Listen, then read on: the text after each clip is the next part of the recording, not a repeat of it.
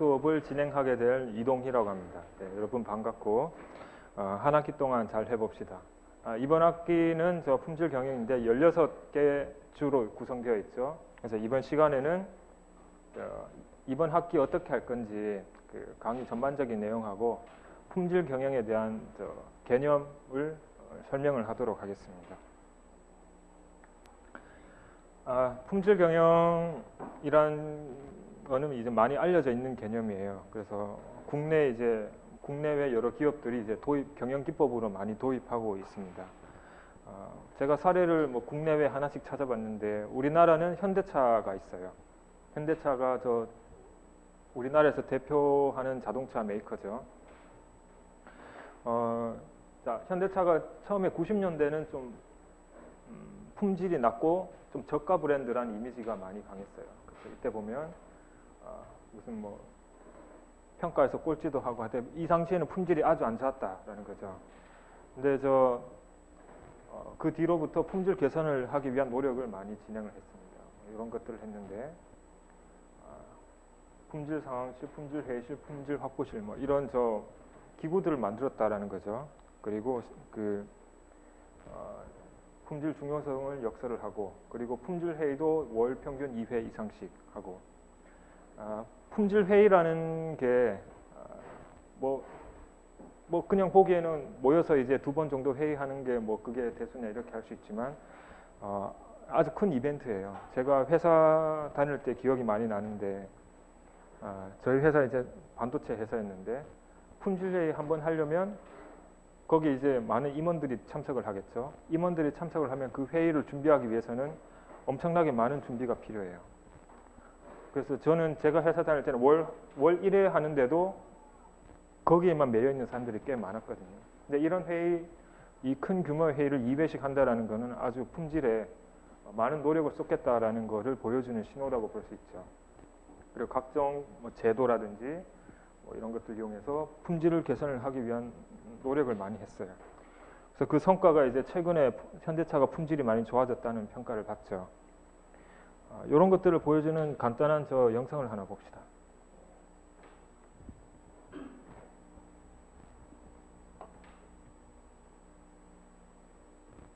1980년대 말 현대자동차는 소형차 엑셀을 수출하면서 미국 시장에 화려하게 진출했지만 잦은 고장에다 서비스 센터 부족으로 값만 싼 차라는 부정적 이미지를 안게 되었습니다. 이후 현대자동차는 소나타를 수출하면서 품질이 나아졌다는 평가를 들었지만 중저가 이미지를 벗어날 수는 없었습니다. 1999년 정몽구 회장이 현대자동차 회장으로 취임했습니다. 모두 정몽구 회장의 취임을 축하했지만 정몽구 회장은 웃을 수 없었습니다. 외환위기 여파로 얼어붙은 국내 시장보다는 해외 시장을 개척해야 했지만 현대차의 실적은 기대에 못 미쳤습니다. 반면 자동차 시장의 경쟁은 더욱 치열해져서 전 세계 자동차 회사 중 상위 5개 회사만 살아남을 것이라는 이른바 글로벌 빅5 생존론이 제기되었습니다. 현대자동차에 위기가 다가오고 있었던 것입니다. 만일 여러분이 정몽구 회장이라면 위기 극복을 위해 어떤 결단을 내렸을까요? 품질을 잃으면 모든 것을 잃습니다. 엔진, 기어 등 핵심 부품의 보증 수리 기간을 10년 10만 마일로 늘리세요. 예? 회장님, 해외 경쟁업체들은 5년 6만 마일입니다.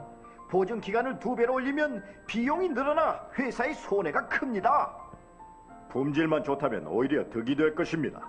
그리고 신차 개발 단계부터 협력회사의 부품 개발에까지 품질 회의를 내가 직접 주관하겠습니다. 정몽구 회장은 품질 경영의 전공법을 선택했습니다. 파워트레인 센터 연구원들을 위해 레드카펫을 까세요. 자동차의 심장인 엔진을 만드는 연구원들에게 주연 배우로서 최고 대우를 해줍시다. 네? 알겠습니다. 예산 한도도 없애고 다양한 차종의 엔진 개발에 힘을 쏟으세요. 예? 예산의 한도를 없애라고요? 이렇게 다각도로 품질을 높이기 위한 노력이 진행됩니다. 정몽구 회장의 품질 경영으로 현대차는 각종 상을 수상하는 등 품질 경영이 결실을 맺기 시작했습니다.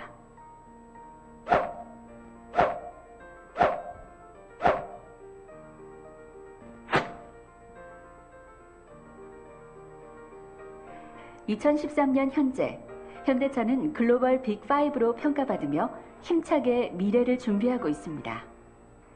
정몽구 회장의 품질 경영 선언이 오늘날 현대차 성공의 기반이 되었습니다.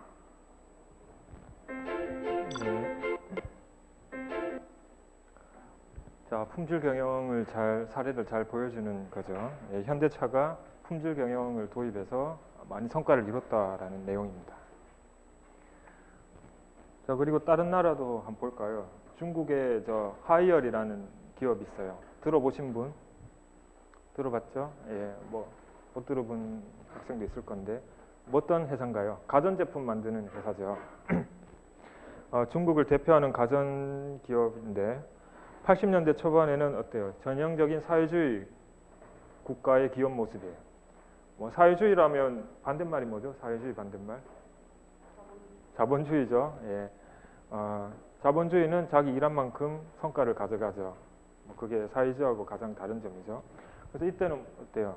그냥 일을 열심히 하든 안 하든 똑같이 나눠주는 거예요. 그렇다 보니까 기업 성과가 아주 낮겠죠. 열심히 하든 안 하든 돌아오는 건 같으니까. 그래서 당시 품질도 안 좋았겠지만 모든 게 다 안 좋았던 아주 모든 영역에 걸쳐서 아주 많이 수준이 낮은 회사였다고 볼 수 있죠. 근데 90년대 들어가지고 장 루이민이란 CEO가 품질에 대해서 아주 강조를 하기 시작했어요. 그 상징적인 사건 중에 뭐냐면 이 사람이 처음 취임했을 때 가전제품이죠. 그래서 냉장고를 한번 검사를 해봤어요. 어느 날 공장에 가서 하루에 생산된 냉장고 400개를 가지고 품질 검사를 해봤더니 76개가 이제 불량이었던 거예요. 그래서 불량을 어떻게 처리할까 사람들이 궁금했죠. 고장 났으니까 좀 고쳐가지고 팔겠지 이렇게 생각을 했는데 이 장 루이민은 어떻게 했냐면 임직원들이 다 보는 앞에서 76대 고장난 불량인 것들을 다 쌓아놓고 다 부쉈어요. 망치로 부쉈는지는 잘 모르겠지만 상징적으로 보여준 거죠. 품질 안 좋으면 이렇게 다 부숴버리겠다. 요즘 냉장고 한 대 가격이 얼마인가요, 여러분? 200만 원? 비싼 거는 200만 원, 100만 원짜리도 있죠. 요즘 많이 싸졌죠. 그냥 우리나라의 일반적인 근로자가 한 달 월급으로 충분히 살 수 있는 가격이죠. 지금 우리나라 냉장고 가격. 근데 이 당시는 어땠냐면 냉장고 하나 사려면 평균 임금을 받는 사람이 반편생 동안 모아야 되는 가격이에요. 이 당시 중국은 엄청 못 살았죠. 90년대 초, 90년대니까. 그렇게 비싼 냉장고를 쓴다라는 거는 아주 부유한 집이에요. 근데 그거를 반평생 모아서 사야 되는 그런 비싼 거를 76대나 그냥 때려 부순 거예요. 아주 상징적인 사건이었어요. 이거를 상징적으로 한번 보여주고 이외에도 계속 품질 우선적인 정책을 썼습니다. 그래서 그 뒤로 아주 많이 성장을 했죠. 두 기업 모두 품질에 대해서 많은 노력을 해서 성과를 봤다라는 거예요. 자, 그러면 여러분 품질 경영을 도입하면 이렇게 좋아지는구나라는 거는 볼 수 있는데, 그럼 과연 품질이 뭐냐? 품질 경영을 하려면 이제 품질을 알아야 되겠죠. 품질에 대해서 한번 살펴봅시다. 품질이라는 개념은 아주 강의의 개념이에요. 아주 강의의 개념이라서 바라보는 시각이 아주 많아요. 그런 것들을 한번 자유롭게 한번 봅시다. 먼저 우리가 아주 오래전에 여기 보면 이게 한 84년도에 나왔는데 어떤 사람이 품질을 바라보는 8가지 관점을 생각해 봤어요. 뭐냐면 우리 일단 제품 품질이라고 했는데 처음에는 퍼포먼스, 성능, 두 번째는 피처, 특징, 신뢰성, 내구성, 적합성, 서비스 능력, 심미성, 평판 이렇게 돼 있어요. 그래서 우리가 어떤 제품을 샀어요. 이 제품의 품질이 좋으냐 나쁘냐 8가지 관점에서 본다라는 거죠. 첫 번째 성능은 뭐냐면 Primary Operating Characteristic이라고 돼 있죠. 그러니까 이 제품을 샀으면 이 제품의 가장 주 기능이 있을 거예요. TV는 주 기능이 뭐죠? 텔레비전. TV 잘 나와야 되죠. 예. 화면에 영상이 잘 나와야 되겠죠. 냉장고의 주 기능은 뭐죠? 음식을 낮은 온도에 보관하는 게 주 기능이죠. 그런 제품마다 주 기능이 있을 거예요. 그 주 기능이 얼마나 잘 작동하느냐인 거고, 피처는 특징인데 bells and whistle이라고 해서 부가 기능이라고 보면 돼요. 여러분 요즘 냉장고에 보면 문에다가 뭐죠? 뭐 물 나오는 것도 있고, 뭐 디스플레이 있어가지고 뭐 뉴스 나오는 것도 있고, 그런 부가적인 기능들이 많이 탑재가 되죠. 그런 것들도 품질을 보는 것, 평가하는 것 중에 하나라는 겁니다. 그다음에 신뢰성 보면 probability of surviving over a specific period of time 이라고 되어 있네. specified period of time, 어떤 정해진 시간 동안 이 제품이 고장나지 않는 확률이에요. 내가 이 제품을 사서 앞으로 한 5년 동안 쓰는데 이 5년 동안 제품이 고장날 확률하고 고장나지 않을 확률이 있겠죠. 고장날 확률이 얼마나 되느냐. 고장나지 않을 확률이 얼마나 되느냐. 보통 이거는 ppm 단위로 해요. ppm 단위. 제가 반도체에 있을 때 고객하고 이제 협상을 할 때 내가 반도체를 파는데 이 반도체의 신뢰성은 뭐 5년 동안 5ppm이다. 그러면 5년 동안 100만 개 중에 5개 고장난다. 그런 것들을 이제 개런티를 하는 거죠. 품질을 바라보는 관점 중에 하나고. 내구성은 뭐냐면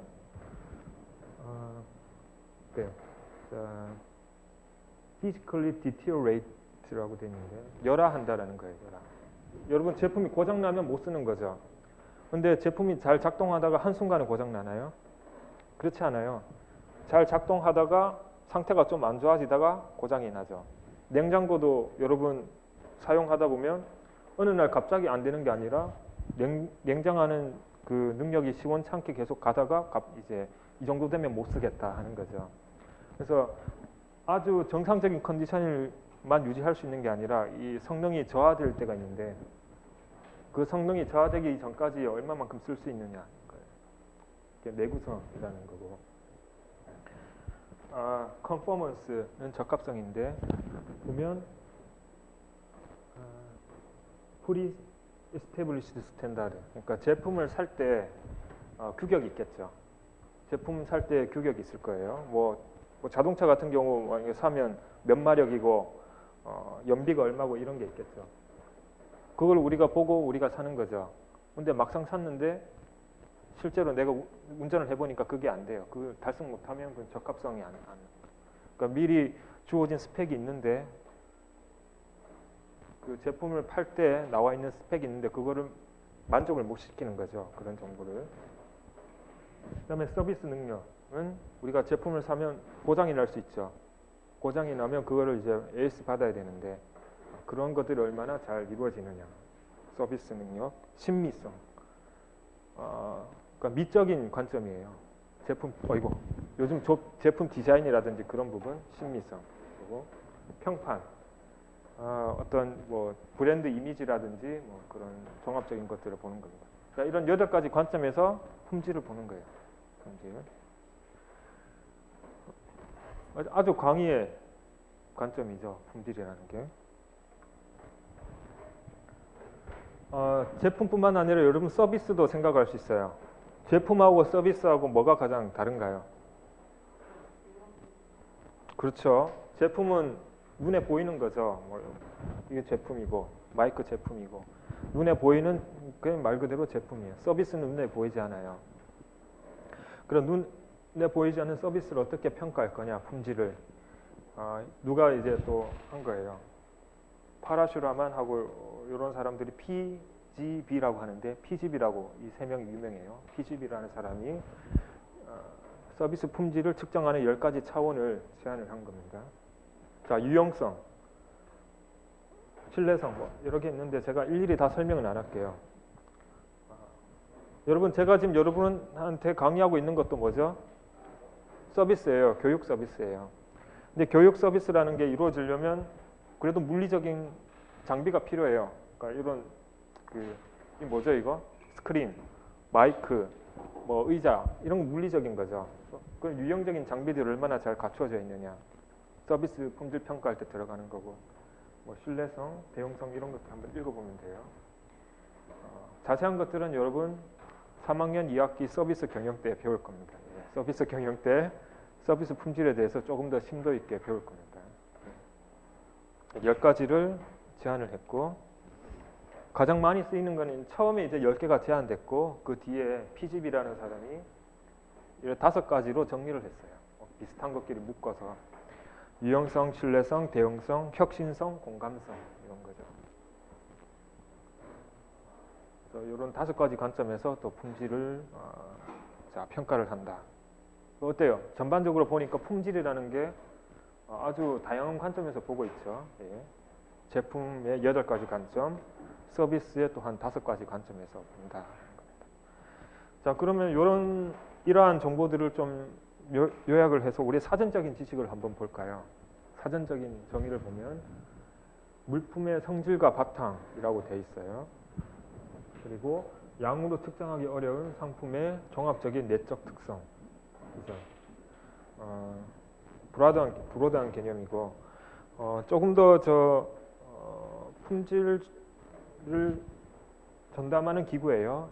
안시라든지 ASQ라는 거예요. ASQ 같은 거 American Society for Quality의 약자입니다. 미국에서 품질을 연구하는 집단이라고 보시면 돼요. 자, 여기서 정의를 어떻게 했냐면 어떤 제품과 서비스의 종합적인 특성이죠. 예, 종합적인 특성. Totality of Features and Characteristic인데 뭐냐? 뭐를 만족하는 거예요. 어떤 거를 만족하는 거예요? 그러니까 어떤 고객의 요구사항이 있죠. 여러분 어떤 제품이나 서비스는 결국 뭐냐면 고객의 요구사항을 만족시켜주기 위해서 기업이 만든 거예요. 그래서 어떤 고객의 요구사항을 만족시키기 위한 특성이다, 능력이다 라는 겁니다. 근데 중요한 게 뭐냐면 기본 니즈라고 돼 있죠. 기본 니즈. 기본 니즈는 뭐냐면 고객이 자기가 말한 니즈예요. 나는 이런 거를 원해. 직접 말한 거. 어떤 주어진 요구사항에 대해서 이거를 만족시킬 수 있는 어떤 특성이다라는 건데 그 이후에 또 ISO에서 정의를 한 게 보면 이 부분만 달려요. 기본 니즈가 아니라 implied 니즈까지 포함을 한 겁니다. 이 stated는 말을 한 거고 implied는 고객이 말은 하지 않았지만 자기 원하는 바가 있겠죠. 그런 부분까지 만족시켜 줄 수 있는 거예요. 조금 더 확장이 되었죠. 여러분 고객이 요구사항을 자기가 직접 말할 수 있겠지만 모든 니즈를 다 자기가 말할 수 있나요? 자기도 모르게 내적 잠재되어 있는 요구가 있을 수가 있어요. 그런 부분까지 충족시켜 줄 수 있는 거다. 품질을 이렇게 넓게 보고 있습니다. 자 그러면 니즈를 여기 보면 implied needs, stated needs 뭐 이렇게 했죠. 이거는 자기가 고객이 직접 말한 거고 직접 말은 못하지만 뭔가 있을 것 같은 니즈예요. 자, 이런 고객의 요구사항이 여러 가지가 있을 수가 있어요. 그런 것들을 좀 분류를 한 게 우리 카노라는 사람이 예전에 이런 부분들을 좀 연구를 했습니다. 자, 카노 모델을 한번 볼까요? 카노 모델 유명하죠. 이게 두 축으로 돼 있어요. 두 축. 가로축, 세로축으로 돼 있죠. 가로축은 뭐냐면 의미하는 바가 뭐냐면 어떤 요구사항이 있어요. 이 요구사항이 얼마나 만족되었는가, 얼마나 이 요구사항이 해결이 되었느냐예요.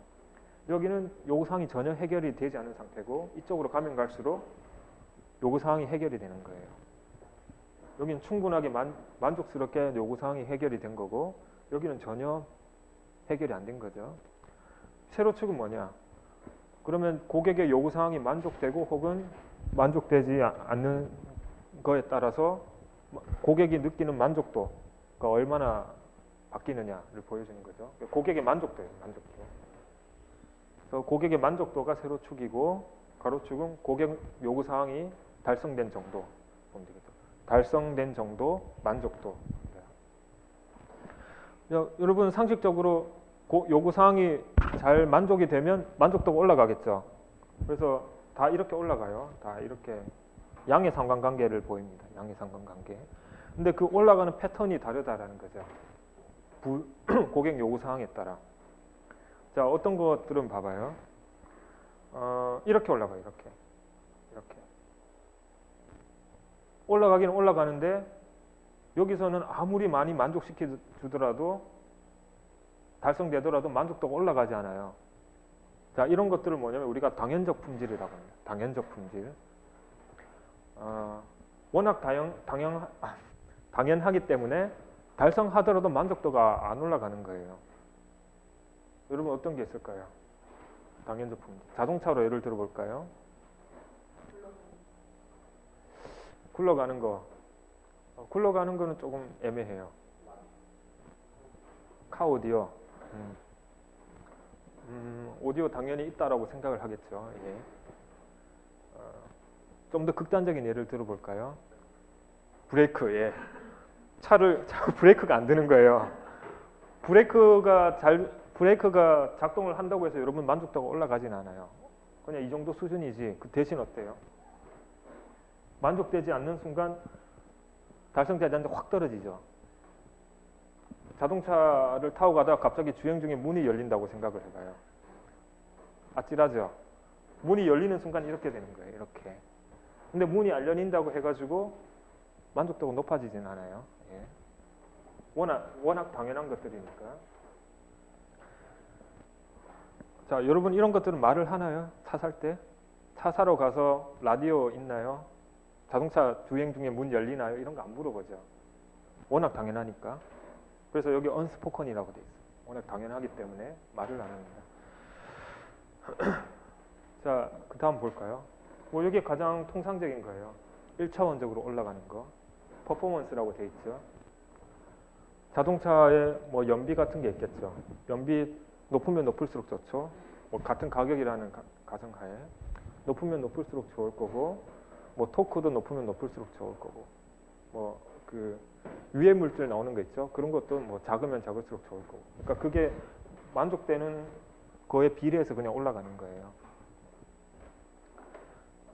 이런 것들은 말을 합니다. 예, 이런 것들은 말을 할 수 있어요. 나는 뭐 연비가 얼마 이상이면 좋겠다. 뭐 그런 것들.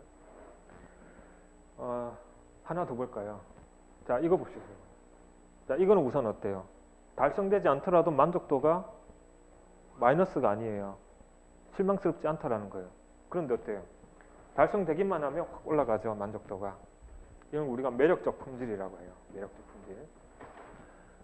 이 부분이 여기랑 많이 관련돼 있죠. 여기 implied needs. 고객은 말을 하지 않지만 이런 것들을 나도 모르는 요구사항들을 기업이 먼저 캐치를 해서 기능을 제공해 준다. 그러면 이렇게 되는 거예요. 이렇게. 이런 것들이 매력적 품질이에요. 자, 이거는 기대하지 않았기 때문에 이것도 unspoken이에요. 고객이 말을 할 수가 없는 거예요. 자기도 모르는 요구사항인데. 근데 기업이 제공을 하는 거죠. unexpected, 기대하지 못한 거고, 놀라운 거고, surprise. 그런 것들을 보면 기쁘겠죠. pleasant. 우리가 이런 류를 excitement quality라고 합니다. 어떤 게 있을까요? 여러분 당연히 기억이 안 나, 모르겠죠? unspoken이니까. 근데 뭐 과거에 알려진 거 생각을 해보면 내비게이션 어때요? 그러니까 여러분들이 90년대라고 생각을 해보세요. 내비게이션이 처음 나왔어요. 기존에는 열심히 지도 보면서 다녔는데 어느 순간 자동으로 길을 알려주는 게 나타난 거예요. 좀 놀랐겠죠. 그래서 그런 것들이 이제 매력적 품질이 될 수 있는 거예요. 하지만 이게 시간이 지남에 따라 인기가 많으면 보급이 되겠죠. 그러면 또 일상적인 걸로 변하는 거예요. 그러면 이게 점차 시간에 따라 이렇게 가는 거예요. 이렇게. 처음에는 이런 게 있구나 했는데 사람들이 다 쓰기 시작하니까 1차원적으로 갔다가 이게 없으면 안 되는 지점까지 이러면 이제 당연적으로 가는 거죠. 여러분 요즘 내비게이션이 있다고 해서 이게 아니라 내비게이션 요즘 다 있지. 뭐 성능이 좋으면 좋을수록 이렇게 좋은 거죠. 자, 그런 겁니다. 우리 매력적 품질을 제가 몇 가지를 조사를 해봤어요. 한번 볼까요? 매력적 품질. 자동 주차 기능이라는 게 있죠. 여러분 요 시간을 잘 보세요. 2004년도에 나왔어요. 이 당시에는 이제 주차를 자동으로 해준다라는 게 획기적인 거죠. 이런 것들이 어떻게 보면 매력적 품질이다라고 볼 수 있고, 비슷한 사례로 고성능 기능성 타이어라고 해서 240km에서도 뭐 안정적으로 보장해준다라는 거고, 이런 거죠. 타이어에서 향기가 나는 거예요. 아로마 향기. unexpected죠. 예, 기대하지 못한 거겠죠. 차를 운전하는데 바퀴가 굴러가면서 향기가 나니까 그 향기가 운전자의 피로를 덜어준다라는 건데, unexpected인 거죠. 그다음에 스마트 가전, 냉장고에 이런 뭐 기능들, 부가적인 기능들, 그다음에 알아서 청소해주는 자동 청소 로봇, 이런 것들 기존에 생각을 못했던 거죠. 이런 것들이 어떻게 보면 매력적 품질인 거예요. 그 다음에 이건 제가 느꼈던 건데, 노트 엣지가 2년 전이죠. 예, 2년 전에 제가 조사했네요. 예. 상당히 획기적이었다라고 저는 이제 보고, 예전에는 이런 그 옆에 나오는 디자인을 생각을 못했죠. 매력적 품질이라고 볼 수 있고, 뭐 S6 같은 거 무선 충전 기능, 이런 것들도 어떻게 보면 매력적 품질이었다라는 겁니다. 자, 우리 매력적 품질을 봤는데, 자, 그러면 우리가 품질을 다시 한번 볼 필요가 있는 게, 자, 여러분, 제가 먼저 요거부터 보면, 요 네 가지 단계가 뭐냐면 어떤 제품을 개발하는 과정이에요. 제품을 개발하는 과정인데, 어느 회사나 어느 기업이나 이 네 가지 과정은 반드시 따릅니다. 특히 제조회사는 당연히 그렇겠죠. 처음 단계가 뭐냐면, VOC가 뭐냐면 보이스 오브 커스터머예요. 고객의 목소리, 고객 요구사항이죠. 고객 요구사항에 기반해서 제품을 설계를 하죠. 제품을 설계를 합니다. 자, 고객 요구사항을 충실히 만족하는 어떤 제품을 설계를 했어요. 하고 나서 다음 단계는 뭐냐면, 그 제품을 만들어내기 위해서 공정을 만들어야 돼요. 그러니까 설비를 들여와가지고 그 제품을 생산할 수 있는 공정을 세팅을 해야 되는 거예요. 자, 그리고 나서 이게 완비가 되면 그 다음에는 이제 실제 생산이 일어나는 거죠. 실제 생산이 일어나는 겁니다. 그 원자재를 흘려가지고 실제 제품들이 만들어지는 거죠. 만들어지고 나서 마지막으로 고객한테 이제 팔기 전에 불량이 없는지 검사를 하는 거예요. 그래서 이 네 가지 단계는 뭐 어딜 가든 다 있는 단계예요. 이 네 가지 단계에서 이 앞에 두 부분, 여기가 설계 품질하고 관련이 있어요. 설계 품질. 자, 설계 품질은 뭐냐면 이 앞에 만들어내는 설계하는 부분이죠. 그러니까 내가 VOC에 기반해서 제품을 설계를 하고 이걸 생산하기 위해서 뒤에 이제 공정관리, 제품 검사까지 가는데, 이 단계 설계 품질이라 그러면 얼마나 고객의 요구사항에 충실하게 제품을 설계를 했느냐, 공정을 설계를 했느냐예요. 예를 들어 아까 우리 매력적 품질 있죠. 매력적 품질 같은 경우를 그런 혁신적인 그런 기능들을 얼마나 잘 도출을 해가지고 포함시켰느냐, 여기 설계 품질에 들어가는 거예요. 그러니까 이 단계의 가장 큰 중요한 거는 고객 요구 사항을, 그게 stated든 혹은 implied needs든 고객 요구 사항에 충실하게 내가 제품을 설계를 하는 거예요. 자, 이 단계는 그래서 제품이 설계가 되고 공정이 설계가 되면 이 다음 단계는 뭐냐면 어떤 제품 설계안이 나왔죠. 그럼 그걸 생산을 해야 되죠. 그러면 그 설계안대로 얼마나 내 나의 지금 공장이 불량 없이 잘 만들어내느냐, 얼마나 주어진 대로 잘 만들어내느냐예요. 뭐 예를 들어 이런 휴대폰 같은 경우 설계를 해야 되겠죠. 그래서 이 단계는 뭐 가로 길이, 세로 길이 얼마, 뭐 안에 무게 얼마, 뭐 이 안에 기능 뭐 들어가고 이런 걸 만들어야 된다라는 게 여기까지 단계고, 그 뒤로는 그럼 이 안대로 실제로 만들어야 되는 거죠. 근데 이 주어진 안대로 불량 없이 만들어내는 것도 능력이에요. 얼마나 불량 없이 만들어내느냐, 이게 이제 적합품질이라는 거예요. 자, 이거는 이제 제공자 관점에서 나오는 거예요. 제공자. 그러니까 이렇게 구분을 하면 이쪽은 고객이고 이쪽은 기업이에요. 기업에서 이제 설계 품질하고 적합 품질을 고민을 해야 되는 거고, 이게 시장으로 나오면 이제 그 제품을 보고 고객이 느끼는 거죠, 품질. 여기에 관련된 게 아까 우리가 본 것들이에요. 그 제품의 8가지 차원 있죠. 뭐 기능 뭐 이런 것들. 고객이 그런 관점에서 이제 실제 자기가 사용하면서 품질을 평가를 하는 겁니다. 서비스, 서브퀄 있죠. 아까 5가지 차원, 제품의 8가지 차원. 뭐 그런 것들이 여기에 해당되는 것들.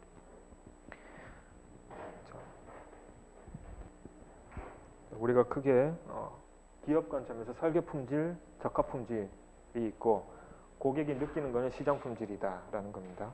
결국 설계 품질하고 적합 품질이 좋아야지 어때요? 시장 품질이 좋겠죠. 그래서 기업의 관점에서는 이 설계 품질하고 적합 품질을 최대한 높은 수준으로 가져가야 된다라는 겁니다. 설계 품질하고 적합 품질을 개선을 하면 뭐가 좋을까요? 먼저 오른쪽 볼까요? 적합 품질. 적합 품질은 아까 제가 뭐라고 했죠? 어떤 능력이죠? 설계한 대로 설계안을 만족하는 제품을 얼마나 불량 없이 잘 만들어내는 능력이에요. 그러니까 그 불량 없이 잘 만들어내면 어때요? 비용이 감소하겠죠. 그러니까 만들어내는데 비용이 감소. 아무래도 불량이 많이 발생을 하면 그거를 뭐 폐기를 시킨다든지, 뭐 다시 고장난 부분 떼어내고 다시 만들어야 된다든지 그런 2차적인 코스트가 들죠. 근데 그런 거 없이 적합 품질 능력이 아주 좋으면 한 번에 원하는 대로 다 만들어내는 거예요. 주어진 대로. 요건 우리가 많이 기대할 수 있는 건데, 자, 설계 품질이 사실 더 중요해요. 이게 뭐냐?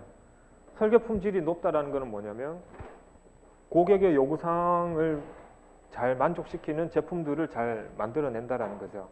그러면 어때요? 고객이 그런 제품들을 한 번, 두 번 접하다 보면 기대하는 바가 올라가요. 아, 이 회사는 여러분 그 애플사 많이 생각하면 되죠. 기본적인 수준이 올라가요. 그러면 이 사람들한테는 고가 정책을 펼 수 있어요. 내가 이런 매력적 품질을 많이 포함하고 있는 제품들을 많이 팔면 비싸게 팔더라도 동시에 많이 팔 수 있는 거예요. 여러분, 돈 벌 수 있는 방법이 가장 비싸게 많이 팔면 돈 많이 팔죠. 돈 많이 벌죠. 설계 품질이 높으면 비싸게 팔면서도 동시에 많이 팔 수 있다는 거예요. 그러면 이 수입이 증가를 하겠죠. 그래서 여기서 생산 코스트가 줄어들고, 여기서는 회사에서 벌어들이는 돈이 늘어나고, 그러면 어때요? 전체적으로 회사가 아주 수익성이 좋아진다는 겁니다. 설계 품질 개선한 거를 몇 개를 볼까요? 삼중 면도날, 질레트. 그 당시에 이게 좀 오래되긴 했어요. 한 10년은 더 된 것 같은데. 저는 전기 면도기를 씁니다만 대학교 때 저 센서 엑셀이라는 거 썼어요. 이게 날이 2개예요. 날이 2개인데 마하3가 나왔는데 이것보다 50% 더 비싼 거예요. 그래도 많이 팔렸어요. 훨씬 더 많이 팔렸어요. 자, 품질이 좋으면 돈 더 주고 많이 쓴다라는 거예요. 충분히. 50% 더 비싸지만 엄청 많이 팔렸다는 거고. 그 다음에 어때요? 치약인데 치주염 예방 기능이 있는 거예요. 이런 어떻게 보면 또 이것도 매력적 품질 요소라고 할 수가 있는 거예요. 기존의 치약들은 그냥 치아만 깨끗하게 해줬는데 뭔가 예방적인 기능까지 들어간 거죠. 그래서 가격이 비쌌지만 많이 팔린 거예요. 여기에 신발 깔창도 인간공학적인 설계를 했더니 발이 좀 더 편해지는 장점이 있는 거죠. 그래서 비싸지만 많이 팔린 거예요. 자, 여기 있는 애들이 다 비싼데도 불구하고 많이 팔린 것들이에요. 이런 것들이 언제 가능하냐면 설계 품질이 좋으면. 설계 품질이 좋으면 비싸더라도 사람들이 사간다라는 겁니다. 비싸게 많이 팔면 그게 가장 좋은 거죠. 수익성이 많이 개선이 될 수 있습니다.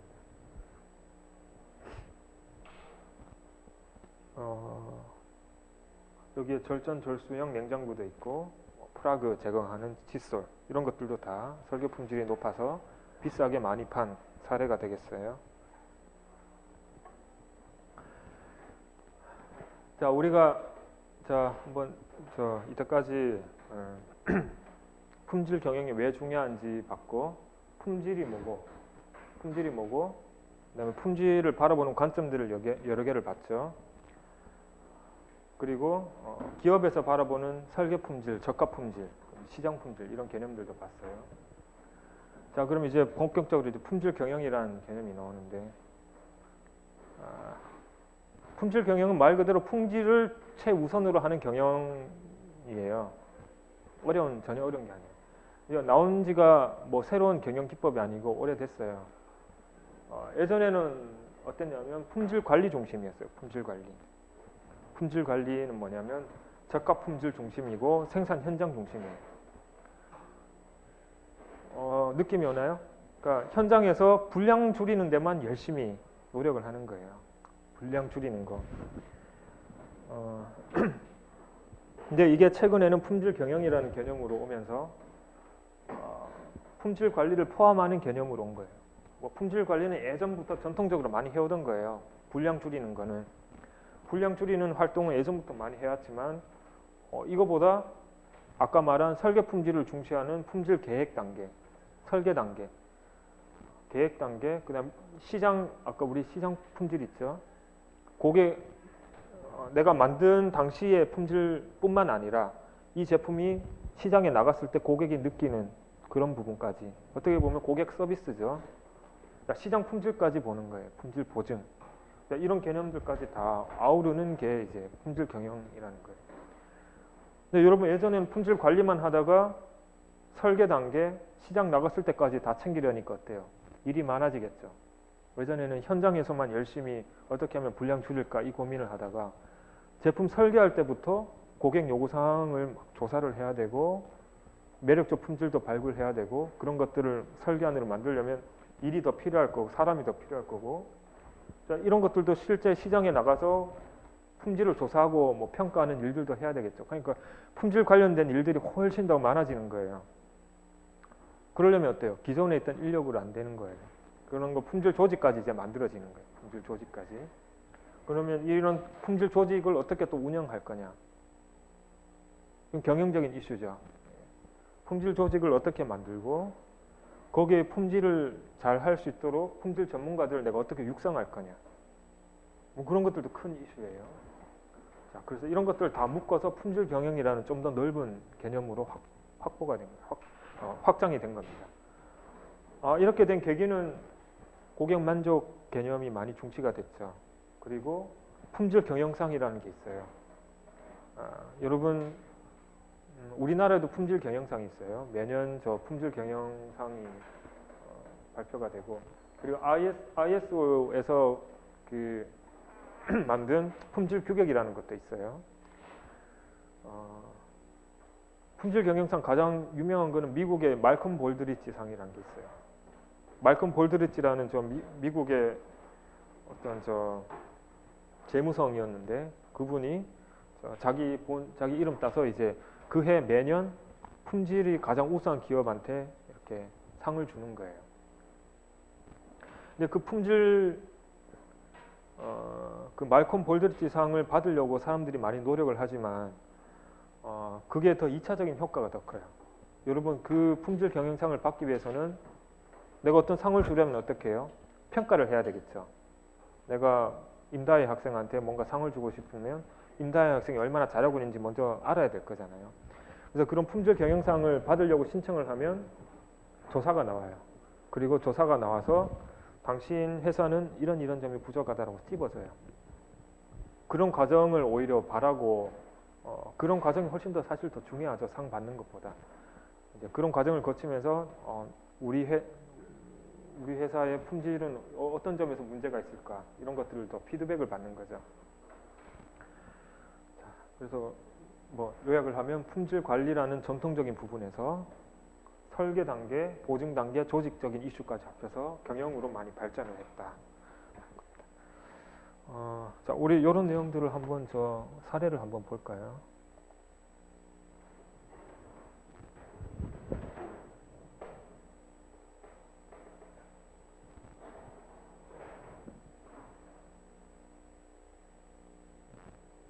왜 이러지?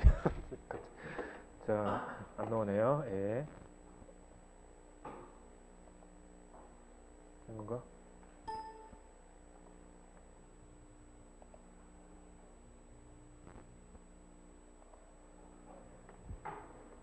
하나는 자, 안 나오네요. 예. 보증합시다. 안 나오니까. 예. 뭐냐면 저 기업 고객 중심으로 저 경영했다는 사례입니다. 예, 나중에 다음 시간에 제가 보고 다시 보여줄게요.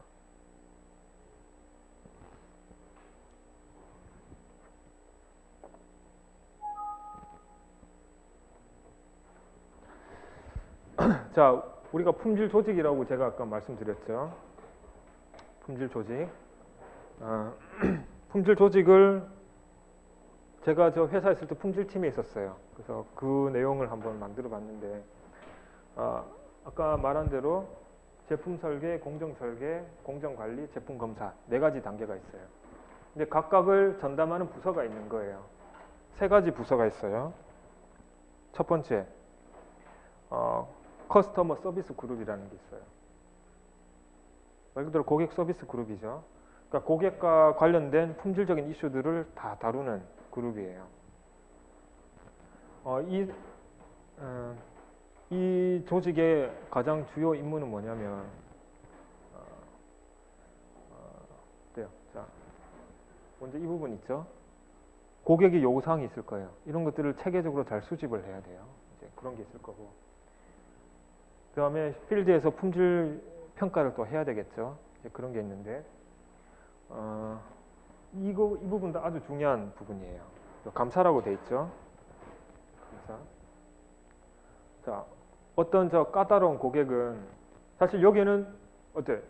이렇게 딱 가로 세로 좌우로 나누면 이쪽은 고객이고 이쪽은 기업이죠. 근데 고객이 기업의 어떤 만드는 과정까지 관여를 하는 거예요. 여러분 예를 들어 컴퓨터 살 때 기업이 컴퓨터를 만드는 과정에 여러분 기여하나요? 여러분 휴대폰 사죠. 휴대폰 살 때 삼성전자 공장 가서 내 휴대폰 어떻게 만들어지고 있는지 관여하나요? 일반적으로는 안 해요. 일반적으로는 여러분들이 제품을 그냥 사지 이 제품 만들어지는 과정에 관여해서 배나라 감나라 안 합니다. 그게 일반적인 거예요. 근데 특수한 경우에는 이런 활동도 한다라는 거예요. 내가 뭔가 물건을 사는데 내 물건이 제대로 만들어지고 있는지 공정 개발하는 데 가서 설비 당신 뭐 들여오시오 한번 보고 제품 양산 제대로 돼 있는지 이제 한번 보고 어떤 경우에 이런 경우가 발생하죠? 주문 제작 맞아요. 예. 고가의 어떤 아주 중요한 물건을 주문을 했으면 내가 이 과정에도 관여하고 싶겠죠. 맞고 또 다른 측면도 있어요. 자, 여러분 이런 것들은 그냥 소비재죠. 휴대폰 같은 것들. 이런 것들을 뭐냐면 B2C라고 해요. 비즈니스 투 커스터머. 그러니까 개별 개인 고객들한테 파는 것들이에요. 그런 거 말고 어떤 또 비즈니스가 있나요? B2C가 있으면 B2B 들어봤어요? 기업 간의 거래예요. 기업 간의 거래. 기업 간의 거래 같은 경우 이제 이런 경우가 빈번합니다. 여러분 반도체가 B2B의 대표적인 케이스예요. 반도체 기업의 커스터머는 뭐죠? 반도체 기업의 고객은 누군가요? 전가요? 저는 반도체 안 사요. 제가 반도체 사서 뭐 하려고요? 반도체 기업의 고객은 누군가요? IT 기업. 그렇죠. IT 기업들이에요. 반도체는 어떤 전자제품의 부품이죠. 뭐 삼성 휴대폰 무선 사업부가 고객이 되는 거예요. 반도체를 그 무선 사업부에 파는 거예요. 그리고 애플한테 파는 거고, 휴대폰에 반도체 다 들어가죠. 그 현대자동차한테 파는 거고, 자동차에도 부품 들어가죠. 자, 그런 경우는 어때요? 고객이 자기가 제품을 만들어서 이걸 또 다른 고객한테 팔죠. 그러니까 내가 반도체를 사와서 그 반도체를 내 제품에 꽂고 만들어서 다른 고객한테 또 팔죠. 그래서 이게 만약에 반도체가 불량이면 나만의 문제가 아니에요. 내가 파는 고객이 데미지를 받는 거죠. 자, 그리고 어때? B2B는 규모가 어때요? 휴대폰 하나 사고 팔고 이런 규모가 아니죠. 규모가 엄청 커요. 삼성전자 반도체 같은 경우 애플하고 삼성 무선사가 차지하는 비율이 거의 뭐 8, 90% 돼요. 정확하지는 않을 수가 있어요. 한 7, 80% 정도 됐던 것 같아요. 그래서 애플 하나를 놓쳐버렸다. 그러면 그 회사 그냥 매출이 반타작이 나는 거예요. 그거 아주 중요한 거예요. 그러면 어때요? 그런 기업일수록 고객과의 관계를 긴밀하게 유지를 해야 돼요. 그렇다 보니까 이런 아예 큰 전담 조직까지 생긴 거예요. 제가 회사에 있을 때 그 품질팀이 한 500명 됐어요. 엄청 크죠? 예. 품질만 이렇게 연구하는 사람이 500명이 되는 거예요. 그 중에 절반 가까이가 CS예요. CS. 250명들이 뭐냐면 감사 오디시라고 돼 있죠? 애플에서 혹은 삼성 무선사에서 한 번씩 와요. 와서 이제 검사하러 오는 거죠. 내가 지금 이런 제품 주문했는데 당신 공정하고 제품 설비까지 한번 봐야 되겠어. 그래서 다 뜯어봐요. 다 와가지고 다 조사하고 하는데 그때 만약에 뭔가 문제가 있으면 거래 끊거든요. 그런 거를 잘하려고 지금 이런 전담 끼는 거예요. 이 사람들은 오디시 한번 온다 그러면 한 달 전부터 난리예요. 예상 저 사람들이 살펴볼 거 예상 리스트 다 정리하고 관련된 공정의 전문가들 다 불러놓고 이때 오면 이렇게 대응해야 된다. 그런 훈련을 하는 거예요. 그래서 그 과정을 잘 끝나고 나면 그 사람들은 이제 박수 받고 그런 거죠. 자, 그래서 커스터머 그룹이 있고, 자, 그 다음에 또 하나 그룹이 있어요. 이건 뭐예요? 디벨롭먼트 퀄리티, 개발 품질. 아까 말한 설계 품질이에요. 설계 품질이 얼마나 우수한지 보증을 하는 그룹입니다. 자, 이 사람들은 뭐냐면 우리가 이제 반도체 예를 들어 만들죠. 만들면 이제 고객한테 팔 거잖아요. 팔면 이게 얼마나 내가 보증을 할 수 있냐. 우리 아까 시장 품질로 나갔을 때 뭐가 있죠? 시장 품질 제품을 평가할 때 신뢰성이란 개념이 있었죠. 그 신뢰성이란 거는 아주 중요한 개념이에요. 반도체에서 고객한테 판매를 할 때 당신이 사가는 이 제품은 100만 개 중에 한 5개 정도 불량 납니다. 이렇게. 근데 그러면 이제 그 증거를 보여야 되겠죠. 그런 것들을 마련을 하는 거예요. 마련을 하고. 그리고 처음에 설계할 때부터 그런 신뢰성 관점에서 신뢰성이 좋게 하기 위해서 제품을 설계를 하는 거예요. 그래서 이 사람들의 가장 큰 이슈는 뭐냐면 고장나지 않도록 제품을 견고하게 설계할 수 있어야 되는데 그러다 보니까 실제로 제품 설계하는 사람들하고 많이 부딪혀요. 뭐냐? 여러분 반도체는 뭐냐면 저전력으로 전력을 조금 사용하면서 속도가 빨라야 돼요. 그거 하려고 계속 공정 개발하는 거거든요. 배터리를 조금만 사용하면서 또 동시에 이 속도가 아주 빨라야 되는 거죠. 자, 그렇게 하려면 약간 무리하게 설계를 할 수 있어요. 뭐냐면 예를 들어 회로 선폭이 이런 거예요. 이게 넓으면 넓을수록 전류가 잘 통하겠죠. 그러면 속도가 빨라져요. 여기에 또 회로가 선폭이 있어요. 여기 전류가 왔다 갔다 거리는 거예요. 여기 이렇게 전류가 왔다 갔다 거리는데 그 성능을 중시하는 사람은 이 폭을 계속 키우려고 하는 거예요. 그래야지 전류가 많이 흘러서 속도가 빠르니까. 근데 이걸 계속 키우면 어때요? 이걸 여기까지 키우고 이것도 여기까지 이렇게 키우면 폭이 요거밖에 안 남죠. 그러면 어떤 순간 전류가 많이 흐르면 이게 터져버리는 거예요. 그럼 고장이 되거든요. 그러니까 내가 성능을 중시할 거냐, 품질을 중시할 거냐. 이 반도체는 이게 아주 첨예한 대립이에요.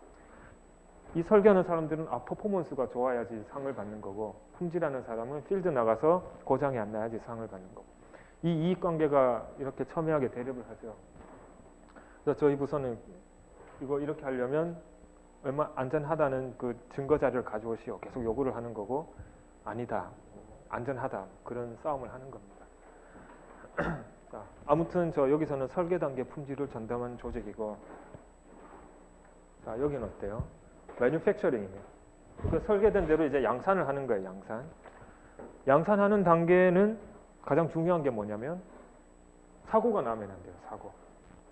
그러니까 자, 여기까지 왔으면 일단 이 제품은 신뢰성이 보장됐으니까 이제 생산할 만하다 이렇게 된 거예요. 이제 설계된 대로 이제 그거를 그대로 만들 수 있는 능력이 이제 양산 단계의 능력인데, 그래서 만들다가 해보니까 사고가 나면 어떻게 해요? 불량이 엄청나게 생겨버리는 거예요. 그러니까 이 단계는 뭐냐면 대량 생산이기 때문에 절대 실수가 있어서는 안 돼요. 그러니까 이 단계는 좀 실수가 있어가 되죠. 어차피 하나 만들고 조금 더 실험해서 좀 더 개선해서 또 만들어보고 또 이렇게 바꿔보고 이렇게 바꿔보고 이렇게 해서 성능을 계속 높이는 거예요. 이 단계는. 근데 이 단계는 절대 그러면 안 돼요. 이 단계는 설계된 대로 대량 생산을 하는 단계이기 때문에 충분하게 미리 안정성이 확보가 된 상태에서 사고가 안 나는 쪽으로 이렇게 초점을 맞춥니다. 그래서 여러분들 여기서는 계속 모니터링 하는 게 필요해요. 그러니까 모니터링, 양산되는 과정을 계속 지표로 모니터링 하면서 뭔가 이상 징후가 나타나면 재빨리 깃발 들고 공정을 스탑시키고 이게 더 커지지 않기 전에 조치를 해야 되죠. 근데 그걸 발견을 늦게 했다. 그러면 문제가 있는 상태에서 계속 양산이 되는 거예요. 그럼 거기에서 나오는 제품들은 다 불량이 되는 거예요. 기업이 엄청난 손실이죠. 그래서 이 단계는 얼마나 적시에 뭔가 문제가 생겼을 때 빨리 깃발 들고 문제를 찾아내느냐. 양산 단계인데 또 이것도 너무 잘하려고 깃발 자주 들면 어떻게 해요? 그렇죠. 생산에 타격이 받죠. 그리고 양측이 소년되는 거예요. 양측이 소년. 너네 저번에 문제 있다 그래서 공정 세웠는데 문제 없었지 않냐 이렇게 되는 거예요. 그래서 여기도 아주 중요한 거죠. 어려운 겁니다. 그리고 저는 여기 있었어요. 여기 있었고 뭐 여기 일도 좀 하고 했었습니다. 그리고 가끔씩 여기도 갔었어요. 다 했네요. 생각해 보니까. 자. 뭐 이렇게 이야기하다 보니까 벌써 1시간이 됐네요. 자, 이게 여러분 이 그림을 잘 기억하세요. 여러분 한 학기 동안 이제 볼 이 과목의 빅피처입니다. 빅피처. 자, 여러분 처음에 제품 설계할 때 우리가 고객 요구사항에 기반해서 제품 설계를 하죠. 자, 이거를 잘 하기 위해서 지원해주는 품질 도구들이 있어요. 품질 도구. 그게 뭐냐면 QFD라는 개념이에요. QFD. 자, 그리고 공정 개발할 때 공정 능력 평가하고 실험 계획하고 신뢰성 실험하고 이런 것들이 있어요. 그리고 제품 생산할 때는 통계적 공정 관리라는 개념이 있고, 마지막에 검사할 때 샘플링 검사라는 기법이 있습니다. 여러분 마지막은 제가 아까 설명을 잘 못했는데 전수 검사를 못해요. 대량 생산을 하게 되면 그 일일이 다 검사 못하죠. 그렇기 때문에 선별해서 검사를 해야 돼요. 100개 중에 1개 혹은 200개 중에 1개 이런 식으로. 그러려면 어때요? 내가 전수 검사를 하지 못하기 때문에 검사하지 않은 부분은 항상 리스크가 있죠. 근데 그 리스크가 얼마냐? 그런 것들 통계적으로 계산을 하는 거예요. 통계적으로. 그래서 이 과정이 계속 반복이 되는 겁니다. 고객은 제품을 써보고 또 새로운 VOC를 낼 수가 있죠. 이 과정들이 계속 반복이, 사이클이 도는 거죠. 그래서 여러분 한 학기 동안 여기 있는 것들을 하나하나씩 배울 겁니다.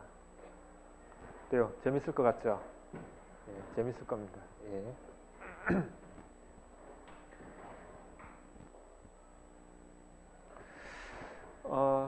그 아까 16주에 해당되는 내용들을 갑자기 한숨이 나오네요. 자, 제가 이거 목요일 반이죠. 예, 목요일 반. 이 품질 기능 전개가 QFD예요. 아까 말한 QFD가 이제 품질 기능 전개입니다. 요거를 한 다음 주하고 다다음 주까지 진행을 할 겁니다. 하고 공차 분석까지 할 거고, 그리고 프로젝트를 이때 공고를 할 거예요. 품질 기능 전개에 관련된 프로젝트예요. 팀 프로젝트가 되겠고, 자세한 거는 또 3주 차에 제가 공고를 하겠습니다. 그리고 공정 능력 분석, 실험 계획법, 그다음에 이때 프로젝트를 한번 발표하는 시간을 가질 거고, 중간고사 하고 나서부터는 쭉 그냥 강의를 할 겁니다.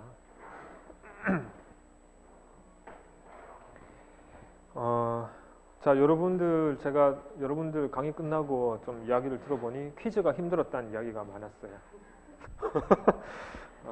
그래서 저는 여러분들 성취도를 중간에 모니터링 하기 위해서 한 건데, 여러분들이 오히려 좀 많이 힘들었나 봐요.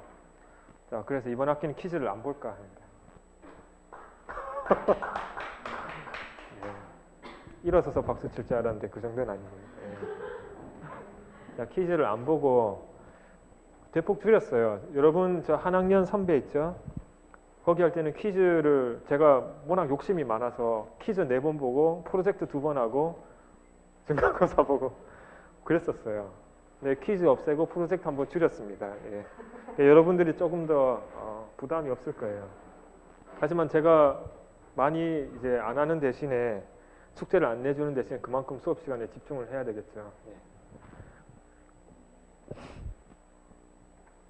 예. 여기는 이제 토요일이고, 뭐 하나만 어나운스를 하면, 프로젝트 발표인데 보통 3명, 4명으로 구성이 돼요. 근데 여기 보면 학생 수가 적으니까 많으면 3소 정도 나오겠죠. 최소 3개소가 나올 텐데, 그래서 따로 수업을 하기보다는 토요일날 같이 할까 합니다. 그래서 여러분들은 1시에서 2시까지 수업을 먼저 발표를 하고 가고, 2시부터 나머지 시간은 그 토요일 분반 학생들이 발표하는 걸로 그렇게 할 생각입니다.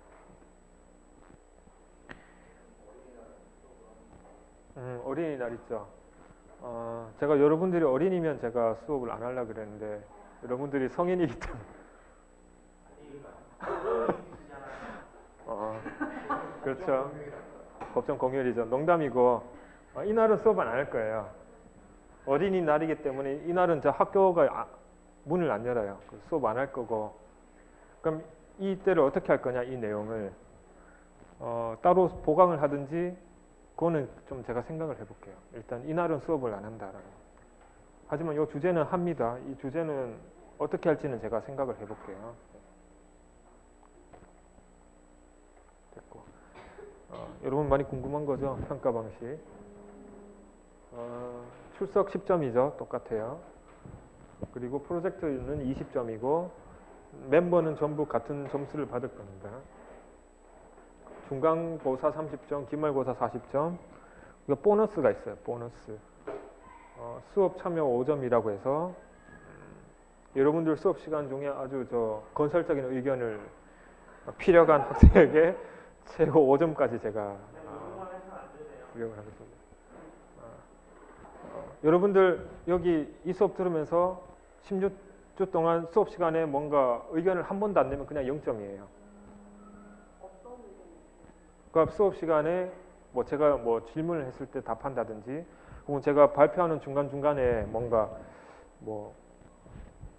수업과 관련된 의견이 있으면 말을 하라는 거죠. 왜냐면 특히 특히 수업 학생이 작기 때문에, 그래서 그런 걸 많이 장려를 합니다. 그러니까 저 혼자 말하는 것보다. 근데 수업 내용과 관련된, 여기 보면 건설적인 의견이라고 돼 있죠. 예, 수업과 관련된 것들을 제가 이야기를 해주면 제가 반영을 해서 최대 5점까지 주도록 하겠습니다. 어때요? 질문 있나요?